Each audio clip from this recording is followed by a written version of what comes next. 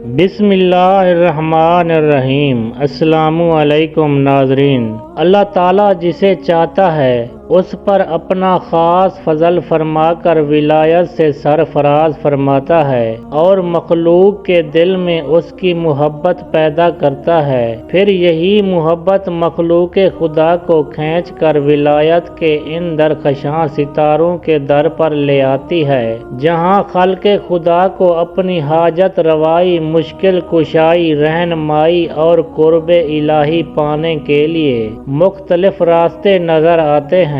اولیاء کرام اللہ تعالیٰ کی عطا سے مخلوق خدا کو فیض اور برکات پہنچاتے ہیں اور اسے اللہ تعالیٰ سے ملا دیتے ہیں۔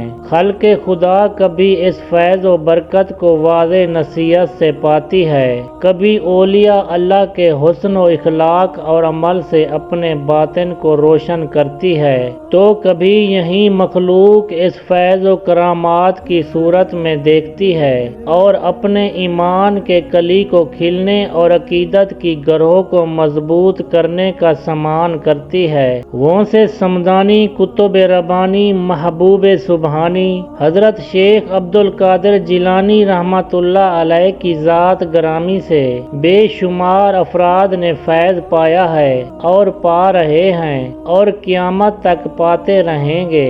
آپ رحمۃ اللہ علیہ کی ذات سے بے شمار کرامتوں کا صدور ہوا، ان میں سے چند کرامات کا ذکر ہم آپ کو اس ویڈیو میں سنائیں گے۔ روایات میں ہے کہ حضرت سیدنا شیخ عبدالقادر جیلانی کو غوث اعظم کا لقب بارگاہ خداوند سے عطا ہوا۔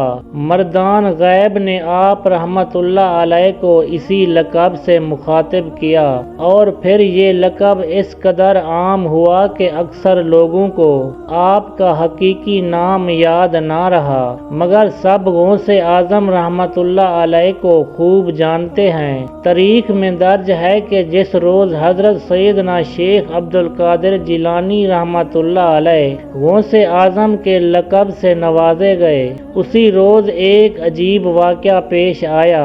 حضرت شیخ عبدالقادر جیلانی رحمت اللہ علیہ کا معمول تھا کہ جب مسجد میں تشریف لے جاتے تو راستے میں ہر چھوٹے بڑے کو بآواز بلند سلام کرتے۔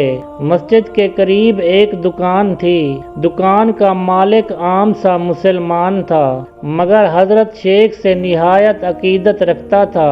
حضرت شیخ بھی اسے سلام کرتے، دکان کا مالک آپ سے مصافحہ کرتا، پھر دکان بند کر کے نماز ادا کرنے کے لیے شیخ عبدالقادر جیلانی رحمت اللہ علیہ کے پیچھے پیچھے مسجد میں داخل ہو جاتا۔ برسوں سے یہی صورتحال جاری تھی۔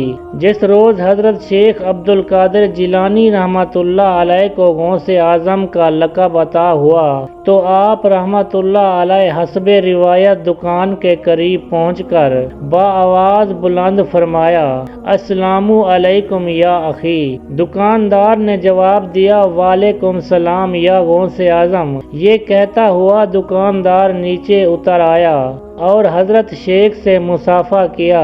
سیدنا عبدالقادر جیلانی رحمت اللہ علیہ نے اس تبدیلی کا سبب پوچھا۔ دکاندار نے جواب دیا، آج مجھے حکم ہوا ہے کہ میں آپ کو غوث اعظم کے لقب سے یاد کروں۔ دکاندار کا سر جھک گیا۔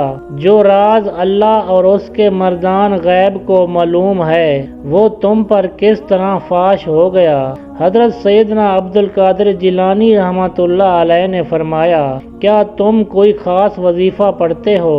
دکاندار نے کہا، سیدی میں 5 وقت کی نماز، ذکر، تسبیح اور درود شریف کے علاوہ کوئی خاص عمل نہیں کرتا۔ حضرت شیخ عبدالقادر جیلانی رحمت اللہ علیہ نے فرمایا، یقیناً تم کوئی خاص عمل کرتے ہو مگر تمہیں اس کا احساس نہیں ہے۔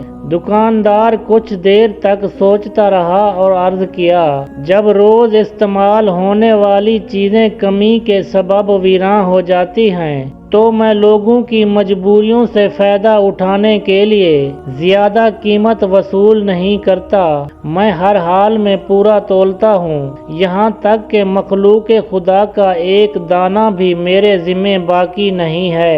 بے شک تم خدائی راز جاننے کے لائق ہو، اتنا ہی دیانت دار شخص اس امانت کا بار اٹھا سکتا ہے۔ حضرت سیدنا شیخ عبد القادر جیلانی رحمۃ اللہ علیہ نے فرمایا، اور دکاندار کو سلامتی اور ایمان کی دعائیں دیتے ہوئے مسجد کی جانب روانہ ہو گئے۔